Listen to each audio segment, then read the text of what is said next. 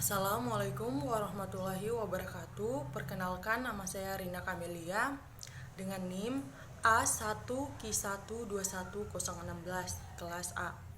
Pada video kali ini saya akan menjelaskan materi mengenai konseling rasional emotif behavior dari kelompok 3. Langsung saja ke penjelasan pertama, yaitu tentang pengantar dan tokoh utama. Pengantar teori rasional emotif behavior terapi dikembangkan oleh Albert Ellis pertama kalinya pada tahun 1955.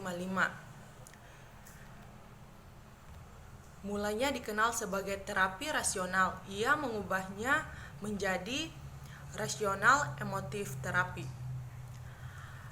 Terapi ini memberikan penekanan terhadap hubungan antara kognisi, emosi, dan tingkah laku.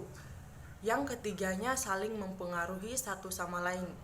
Rasional emotif behavior terapi adalah pendekatan yang dikembangkan oleh Albert Ellis pada tahun 1950-an yang menekankan pada pentingnya peran pikiran pada tingkah laku.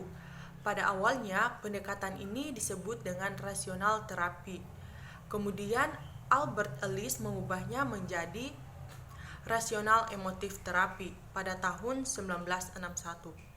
Pada tahun 1993 dalam newsletter yang dikeluarkan oleh The Institute for Rational Emotive Therapy, Albert Ellis mengumumkan bahwa ia mengganti nama rasional emotif terapi menjadi rasional emotif behavior terapi.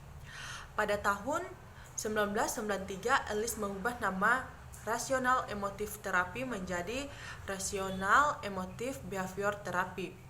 Rasional di sini memiliki maksud kognisi yang efektif dalam membantu diri pada kognisi yang sekedar valid secara empiris maupun logis. 2. Tokoh utama. Terapi rasional emotif diperkenalkan pada tahun 1955 oleh Albert Ellis yang lahir pada tanggal 27 September 1913 di Pittsburgh, Pennsylvania yang kemudian dibesarkan di New York City. Karena kondisi fisiknya yang lemah di masa kecil, perhatian Albert Ellis beralih dari olahraga ke buku. Selanjutnya yaitu konsep utama konseling rasional emotif behavior. Manusia pada dasarnya adalah unik yang memiliki kecenderungan untuk berpikir rasional dan irasional. Ketika berpikir dan bertingkah laku rasional, manusia akan efektif, bahagia, dan kompeten. Ketika berpikir dan bertingkah laku irasional, individu itu menjadi tidak efektif. Reaksi emosional seseorang sebagian besar disebabkan oleh evaluasi, interpretasi, dan filosofi yang didasari maupun tidak disadari. Hambatan psikologis atau emosional adalah akibat dari cara berpikir yang tidak logis dan irasional. Emosi menyertai individu yang berpikir dengan penuh prasangka sangat personal dan irasional. Berpikir irasional diawali dengan belajar secara tidak logis yang diperoleh dari orang tua dan budaya tempat dibesarkan. Berpikir secara irasional akan tercermin dari verbalisasi yang digunakan. Verbalisasi yang tidak logis menunjukkan cara berpikir yang salah, dan verbalisasi yang tepat menunjukkan cara berpikir yang tepat. Perasaan dan pikiran negatif serta penolakan diri harus dilawan dengan cara berpikir yang rasional dan logis, yang dapat diterima menurut akal sehat, serta menggunakan cara verbalisasi yang rasional. Pandangan pendekatan rasional emotif tentang kepribadian dapat dikaji dari konsep-konsep kunci teori Albert Ellis. Ada 3 pilar yang menggabungkan tingkah laku individu, yaitu attention, event, A. Belief, B. Dan emotional consequence. C. Kerangka pilar ini yang akan dikenal dengan konsep atau teori ABC. C. Asumsi perilaku bermasalah dalam Gantina Neslon Jones 1995 mengatakan manusia dipandang memiliki 3 tujuan fundamental, yaitu untuk bertahan hidup, untuk bebas dari kesakitan, dan untuk mencapai kepuasan. Rasional emotive behavior terapi juga berpendapat bahwa individu adalah hedonistik, yaitu kesenangan, dan bertahan hidup adalah tujuan pertama hidup.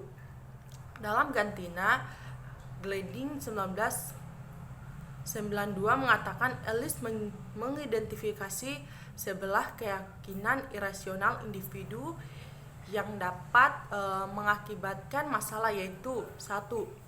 Dicintai dan setujui oleh orang lain adalah sesuatu yang sangat esensial. 2. Untuk menjadi orang yang berharga, individu harus kompeten dan mencapai setiap usahanya. 3. Orang yang tidak bermoral, kriminal, dan nakal merupakan pihak yang harus disalahkan. 4. Hal yang sangat buruk dan menyebalkan adalah bila segala sesuatu tidak terjadi seperti yang saya harapkan. 5. Ketidakbahagiaan merupakan hasil dari peristiwa eksternal yang tidak dapat dikontrol oleh diri sendiri. 6. Sesuatu yang membahayakan harus menjadi perhatian dan harus selalu diingat dalam pikiran. 7.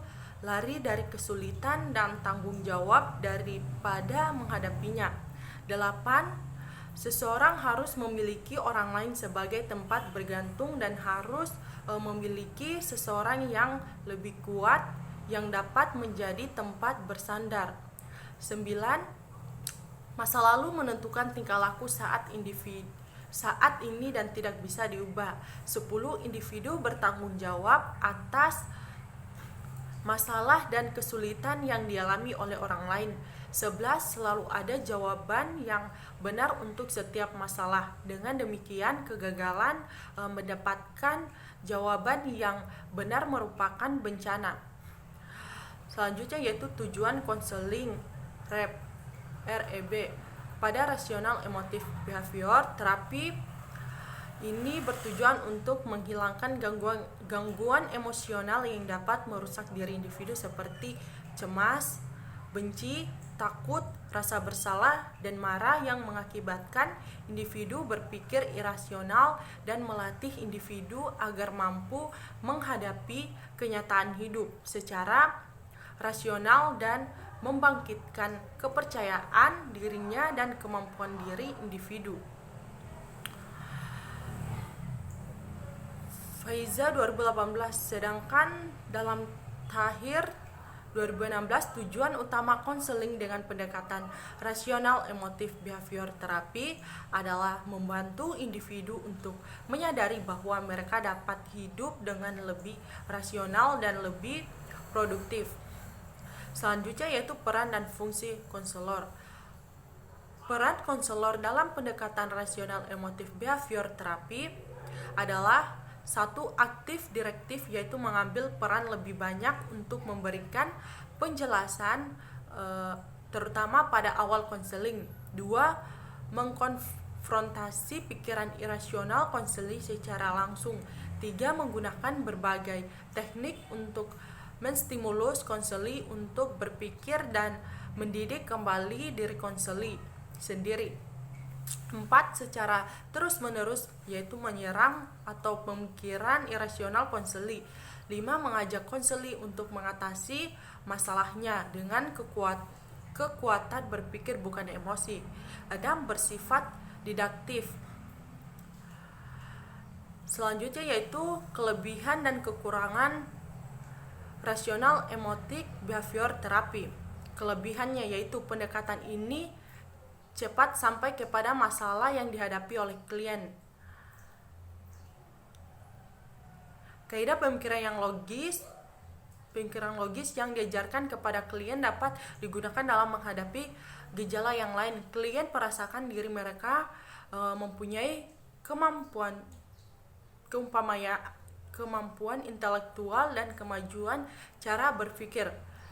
Kelemahannya yaitu terdapat klien yang boleh ditolong melalui analisis logis dan falsafat, tetapi ada pula yang tidak begitu sulit cara berpikirnya untuk dibantu dengan cara yang sedemikian yang